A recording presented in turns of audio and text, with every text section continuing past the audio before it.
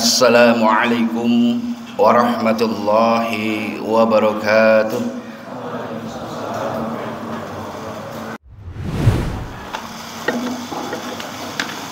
Alhamdulillah,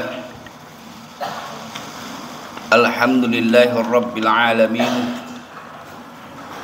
Ashhadu an la ilaha illallah wahdahu la syarika lah, wa ashhadu anna Muhammadan abduhu wa rasuluh la nabiyya ba'dah.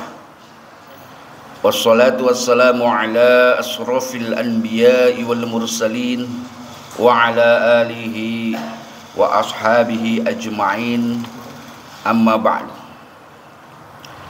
Ayyuhal hadirun, ittaqullah haqqa tuqatihi wa la tamutunna illa wa antum muslimun. Qala Allah ta'ala fil Qur'anil Karim, a'udzu billahi minasy syaithanir rajim. Bismillahirrahmanirrahim. Wa mal hayatud dunya illa la'ibu wa lahu, walad darul akhiratu khairul lil ladzina yattaqun afala ta'qilun. Shadaqallahul azim. Hadirin sidang salat Jumat yang sama-sama berharap ridha Allah, khatib mengajak pada diri khatib pribadi juga jemaah sekalian, marilah berusaha semaksimal mungkin untuk menjadi hamba-hamba Allah yang bertakwa kepadanya. Salawat serta salam semoga Allah limpahkan kepada junjungan kita Nabi besar Muhammad sallallahu alaihi wasallam yang telah menuntun kita insyaallah menjadi umat Islam yang istiqamah. Amin. Hadirin ma'asyiral muslimin rahimakumullah. Ada hal yang menarik dari cerita yang diceritakan dalam sebuah kitab Uqala al-Majanin, satu kitab yang berarti berjudul orang-orang gila yang berakal. Satu ketika ada seorang ulama besar, ulama sufi. Ulama tersebut adalah bernama Bahlul. Orang pada saat itu menganggapnya gila, padahal sesungguhnya pengetahuan, ketajaman keilmuannya, kedalaman keilmuannya mungkin tidak akan bisa tertalar atau terfikir oleh orang-orang semacam kita. Hadirin ma'asyiral muslimin rahimakumullah. Diawali kisah ini dari dinasti Abbas ya, ketika rajanya pada saat itu bernama Harun al-Rashid sedang melakukan sebuah perjalanan ke suatu tempat. Di tengah perjalanan ia melihat Bahlul sedang berada di atas kuburan, termenung lama di atas kuburan, kadang-kadang tiduran di atas kuburan tersebut. Sehingga sang raja pun langsung menyatakan sesuatu. Wahai orang gila, wahai Bahlul, sampai kapan kamu bisa berpikir jernih dan tidak bertindak seperti orang gila seperti ini? Kaget Bahlul. Maka kemudian Bahlul pun bangkit, menaiki satu pohon yang tidak jauh dari kuburan tersebut dan berkata, wahai Harun, wahai orang gila, kapan kamu berpikir jernih dan tidak gila? Sang raja ini heran. Maka ia bertanya, yang gila itu siapa? Saya atau kamu? Kamu, kata Bahlul, bagaimana mungkin kamu saya tidak sebut gila, sementara kamu berlama-lama di atas kuburan, merendung bahkan tiduran di atas kuburan. Bukankah itu tindakan orang gila? Maka Bahlul berkata, tidak, kau yang gila. Lihatlah, kau terus memperbagus istanamu, kau terus berbuat mewah megah untuk istanamu, membangun dan kau pamerkan istanamu. Sementara aku, kata Bahlul, aku berada di atas kuburan, merenung, kadang tidur di atas kuburan ini karena aku tahu percis satu ketika aku akan berada di dalam ini. Suatu ketika aku pasti akan mati, dan saat itu aku harus mempersiapkannya dengan baik sebagai pengingat. Sementara kau melupakan kematian, kau melupakan kuburanmu, kau mewah-mewahan bermegah-megahan dengan istanamu dan duniamu, dan kau melupakan bahwa kau nanti pasti bakal ke kuburan ini. Sang raja pun termenung, kemudian ia membenarkan hal tersebut sampai ia pun meneteskan air mata. Kemudian ia berkata, engkau benar wahai Bahlul, engkau benar. Terima kasih kau telah ingatkanku. Maka sebagai tanda terima kasihku, mintalah sesuatu kepadaku. Aku seorang raja, maka apapun permintaanmu pasti aku akan berikan sebagai tanda terima kasihku. Oh gitu, kata Bahlul. Kau raja, kau bisa memenuhi permintaanku? Iya, sebutkan saja. Baik, kalau begitu saya minta 3 permintaan. Sebutkan, kata sang raja dengan yakin. Baik, yang pertama saya minta panjangkan umurku. Minta apa? Panjangkan umurku. Wah, ya nggak bisa itu saya. Jangankan memanjangkan umurmu, memanjangkan umurku saja aku belum tentu bisa. Oh gitu. Baik, permintaan yang kedua, lindungi aku dari malaikat pencabut nyawa. Ia pun menjawab, wah ya nggak mungkin saya bisa melindungimu dari malaikat pencabut nyawa. Baik, kalau gitu yang ketiga, masukkan aku ke dalam surga dan jangan masukkan aku ke dalam neraka. Wah, apalagi itu. Lah, berarti kau bukan raja, kata Bahlul. Kau cuma hamba Allah. Kau bukan siapa-siapa, dan maaf, aku tidak minta apa-apa lagi sama kamu. Aku akan minta kepada raja yang sesungguhnya, yaitu Allah. Hadirin ma'asyiral muslimin rahimakumullah. Kisah ini cukup menarik sesungguhnya. Ia bisa menjadi pelajaran buat kita semua untuk melakukan perenungan diri.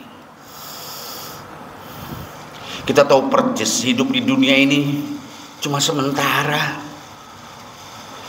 Kita kayaknya sudah kenyang menerima tausiah ceramah yang meyakinkan kita, dan kita pun yakin bahwa hidup ini cuma sebentar. Dunia itu cuma menghantarkan kita kepada kehidupan yang sesungguhnya. Dunia itu tidak kekal.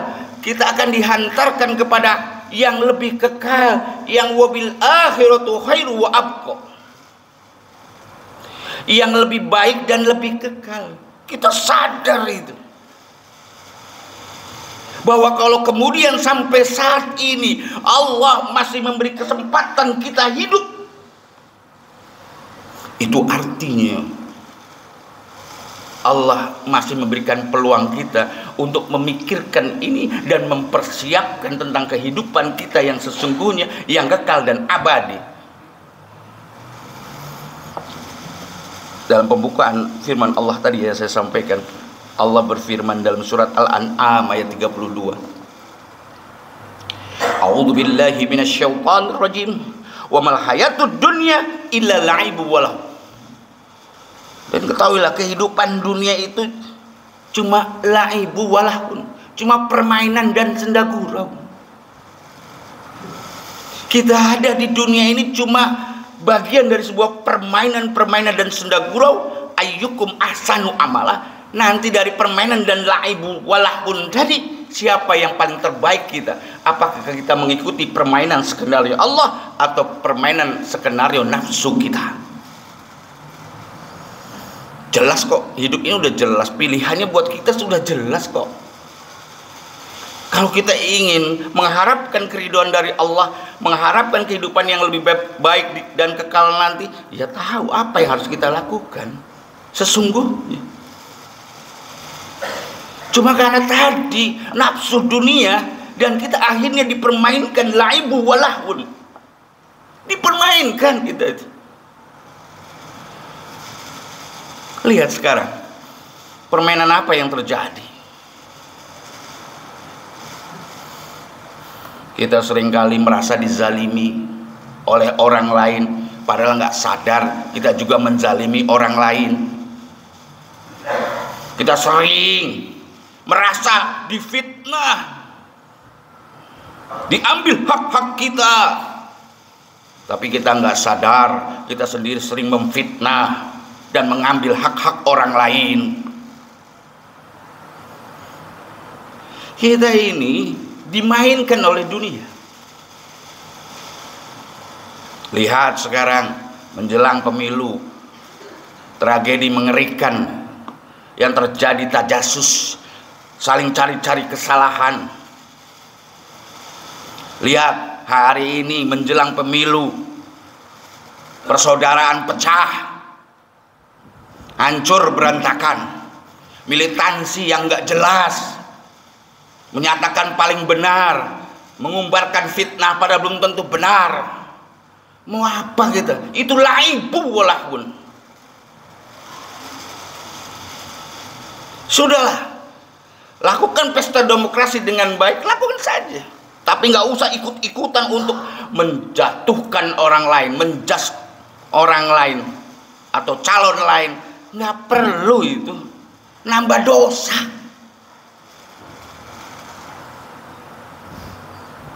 Hadirin ma'asyiral muslimin rahimakumullah. Jadi jangan kita terlibat kepada permainan-permainan dunia yang pada akhirnya kita menghantarkan kita kepada satu sisi kesalahan kita dan menjadi dosa buat kita. Ingat, kematian itu dekat dengan kita.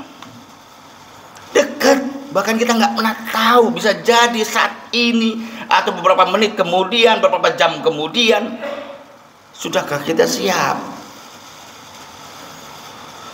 Maka sahabat Ansor pernah bertanya kepada Rasulullah, ya Rasulullah, mana aqyasun nas wa aqrabun nas? Siapa sih Rasulullah orang yang cerdas dan mulia, yang paling cerdas dan paling mulia itu? Maka kata Rasulullah menjawab, aksaruhum zikra lil maut. Mereka yang banyak mengingat kematian. Wa asyaduhum istiqdadan lahu. Ulaika humul aqyas. Dan orang yang selalu mempersiapkan kematian itu dengan sebaik-baiknya, itulah aqyas, orang yang cerdas. Jadi jangan buang waktu kita untuk hal yang percuma. Mari sisa-sisa hidup kita yang ada saat ini, desahan napas yang masih Allah berikan kepada kita ini, kita perbanyak amaliyah kita. Kita perbanyak kebaikan-kebaikan yang bisa kita lakukan. Teruslah berbuat baik, jangan pernah lelah jadi orang baik, karena kita nggak pernah tahu kebaikan mana yang bakal bisa diterima oleh Allah dan menolong kita. Jangan sampai kemudian kita menyesal. Dalam surat Al-Munafikun ayat 10 Allah pernah gambarkan, mengingatkan kita, satu ketika kita semuanya pasti akan merasakan itu. Ketika datang sakratul maut kepada kita, maka saat itu kita menyadari kita akan lepas dari dunia ini, Dan saat itu semua akan berdoa dan meminta kepada Allah, sebagaimana dalam firman tadi, Rabbi laula akhortani ila adalin qarib. Ya Tuhanku, tolong beri kesempatan saya hidup sebentar lagi. Jangan kau cabut dulu nyawaku, berikan sebentar saja. Karena dia sudah takut, tahu persis amalannya terlalu banyak, fokus sama dunia, berat sama dunia, lupa sama akhirat, khawatir. Maka tolong beri kesempatan sebentar saja. Fa as-sadaqo wa aku minas salihin. Maka kalau kau beri aku kesempatan sebentar saja hidup, fa as-sadaqo, maka aku akan banyak bersedekah. Wa aku minas salihin, dan aku akan menjadi orang-orang yang saleh.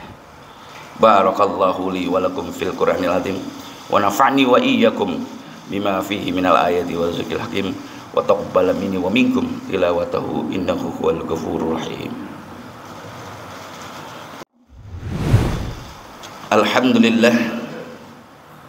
Alhamdulillahilladzi khalaqal mauta wal hayata liyabluwakum ayyukum ahsanu amala. Asyhadu an la ilaha illallah wahdahu la syarikalah wa asyhadu anna Muhammadan abduhu wa rasuluh la nabiyya ba'da. Wassalatu wassalamu ala asrafil anbiya'i wal mursalin wa ala alihi wa ashabihi ajma'in, amma ba'du. Fa ya ibadallah usikum wa nafsi bi taqwallah faqad fazal muttaqun. Wa qala Allah ta'ala fil Qur'anil Karim, a'udzu billahi minasy syaithanir rajim, bismillahir rahmanir rahim. Ya ayyuhalladzina amanu tubu ilallahi taubatan nasuha. Shadaqallahul azim. Hadirin ma'asyiral muslimin rahimakumullah. Dalam sebuah hadis yang diriwayatkan oleh Ibnu Majah, Rasulullah juga pernah bersabda, pernah menyampaikan dan mengingatkan kepada kita, hubbud dunya ra'su kulli khati'ah. Cinta dunia yang berlebihan itu, itulah biang dari sebuah kesalahan, dari semua kesalahan kita. Maka mari kita jadikan dunia ini sebagai alat untuk kepentingan akhirat kita.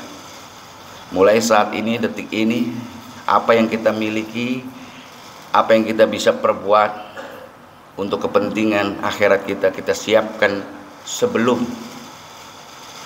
ajal memanggil kita. Semoga Allah selalu mengingatkan kita, menguatkan kita, memberikan hidayah kepada kita untuk menjadi orang-orang yang akyas, orang-orang yang cerdas seperti apa yang diungkapkan oleh Rasulullah.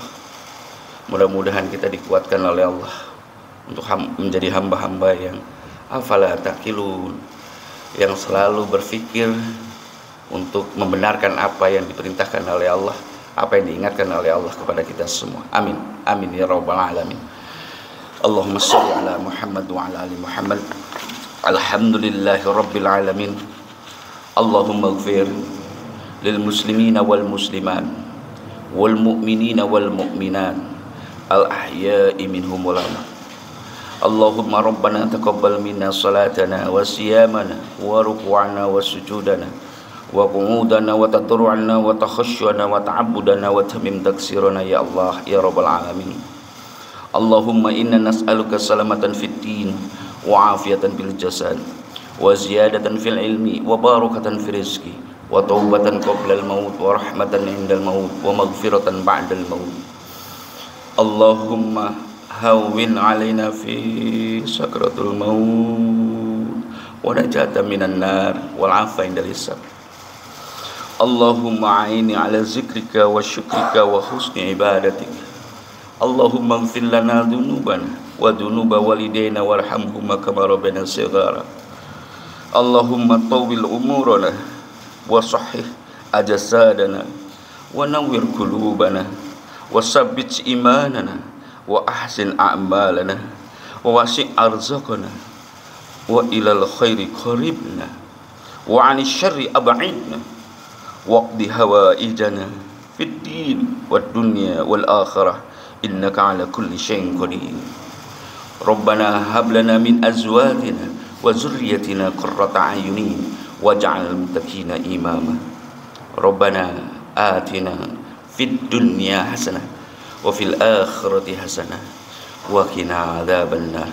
Ibadallah, innallaha ya'murukum bil 'adli wal ihsan wa ita'i dzil qurba wa yanha 'anil fahsya'i wal munkar wal baghi ya'idukum la'allakum tadhakkarun wa dzikrullahi akbar. Aqimis shalah. Assalamualaikum warahmatullahi wabarakatuh.